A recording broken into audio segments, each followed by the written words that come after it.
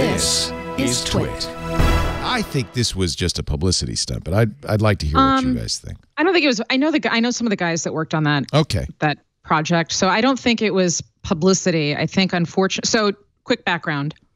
OpenAI is a group that has had some personnel changes, but partially was founded partially by Elon Musk and some others. And it's intended to be a consortium where research is done for everybody, not just for singular companies.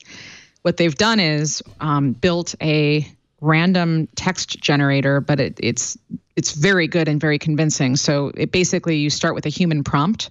One example is like a teacher asking a student to write an essay on the Civil War, and the resulting text is, really, really convincing. And what's different between that and, for example, Narrative Insights, which is it's one of the companies that's taking structured data like stocks or sports scores and generating automatically content that runs in news organizations.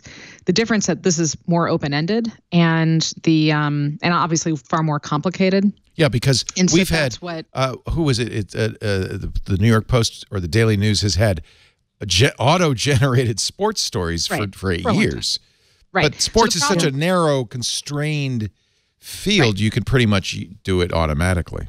Now, I would argue that when it comes to college essay writing, that may be the same. All of our communications, when done well, are the result of formulas. So this is essentially building an algorithm that represents the formula that takes the information and spits it out in a way that we might.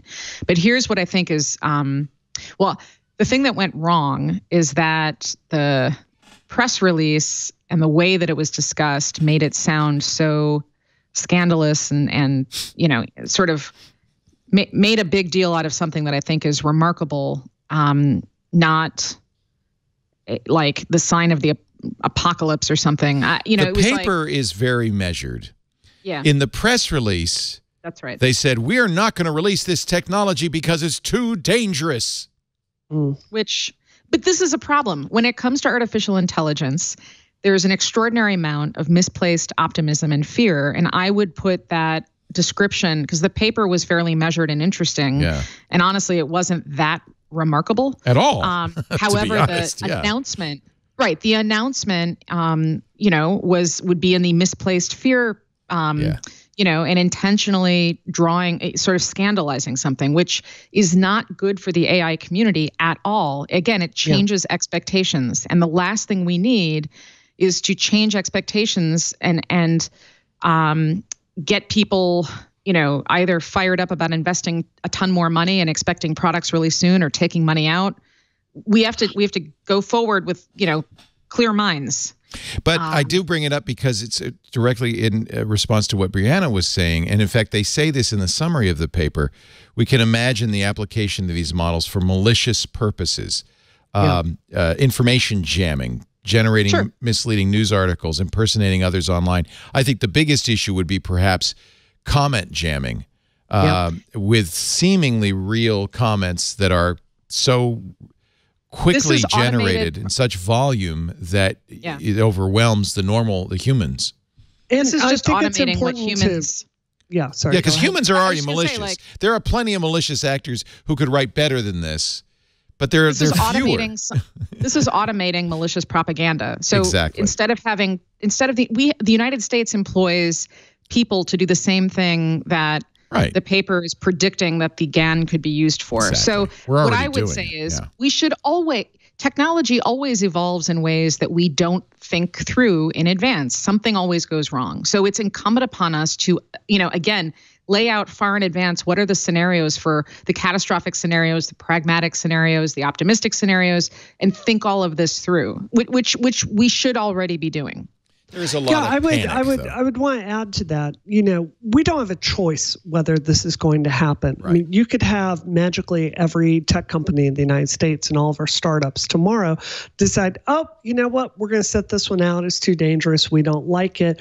There was a story that came out of the Wall Street Journal just a few months ago talking about how China in using AI for hacking foreign governments. This is something they're really, really getting serious about. So when it comes to propaganda, even if we put the brakes on this, someone else is going to develop it in another country. So, Amy, I would really agree with you. I think the solution to this isn't to ban technology. I think it's to get a lot more cynical in our models for like social media. Something I think all of us, like we've got pretty large social media presences. I think we're all used to kind of the anger moms that can come towards you. And for me, I know I take someone that uses their real name a lot more seriously than someone with 2 random words and 8 digits behind their Twitter handle. I think like the answer for this particular model is going to be, we need to put more emphasis on identity. We need to put more emphasis on verifying that people are who they say they are. And I realize that has very serious implications for, say, LGBT people that may be coming out of the closet. They're trying to find an authentic self. They're experimenting with their identity online. I don't want to erase people like that.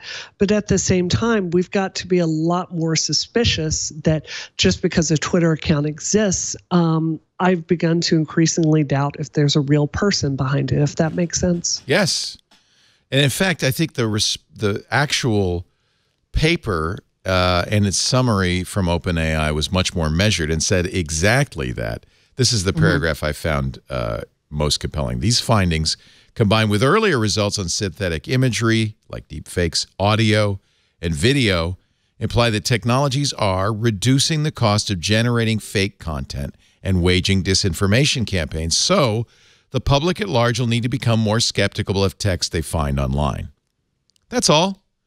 Or there are other ways around this too. I mean, there are ways to digitally watermark content. There are plenty of ways to authenticate.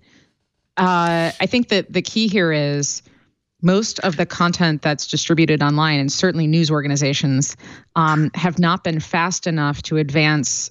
They're only recently, and I think in a large part due to Craig Newmark of Craigslist, who's really been focused a lot on trust.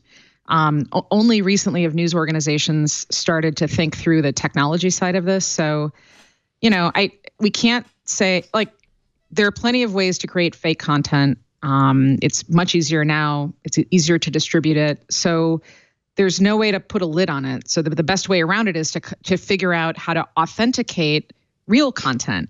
To make it more difficult, though, there's also sometimes people say, well, Twitter and Facebook and all these sites would be fixed if everybody just had to be their real person. They couldn't create fake accounts. But there's also a genuine need, I think, for anonymity online. Sure. So that's the challenge is, if everybody were forced to use their real names and you had to prove your identity before you could post, I think a lot of this would go away because most of these trolls don't want anybody to know it's them. But at the same time, it would eliminate some very valuable conversations that occur in anonymity. Yeah. So how do you do that?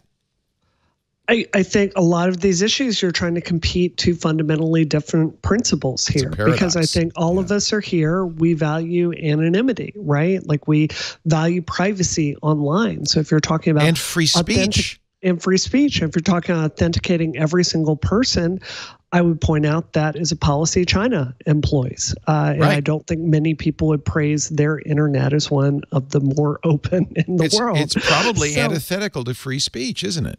It's very complicated.